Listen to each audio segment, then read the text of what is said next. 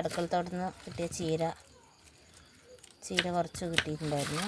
അപ്പോൾ അത് മുറിച്ചെടുക്കാം. അതുപോലെ പൊടിപ്പൊടിയായിട്ട് എടുക്കാം. 4 പച്ചമുളക് മുറിച്ചെടുത്തിട്ടുണ്ട്, ഒരു സവോള മുറിച്ചെടുത്തിട്ടുണ്ട്, പിന്നെ ഇതാ 2 കോഴിമുട്ട എടുത്തിട്ടുണ്ട്. ചട്ടി ചൂടായിട്ട് വെളിച്ചെണ്ണ ചേർത്ത് കൊടുക്കാം. മുറിച്ച് വെച്ച സവോളയും പച്ചമുളകും ചേർത്ത് കൊടുക്കാം. ചീരയ്ക്ക് ആവശ്യത്തിനുള്ള ഉപ്പ് ചേർത്ത് കൊടുക്കാം. മുറിച്ച് വെച്ച ചീര ചേർത്ത് കൊടുക്കാം. മൂടി വെച്ച് കൊടുക്കാം. മുട്ട പൊട്ടിച്ചൊഴിക്കാം. ഇപ്പോൾ 2 മുട്ട ചേർത്ത് കൊടുത്തിട്ടുണ്ടായിരുന്നു. അപ്പോൾ ഇതൊന്ന് നന്നായി ഇളക്കിയെടുക്കാം.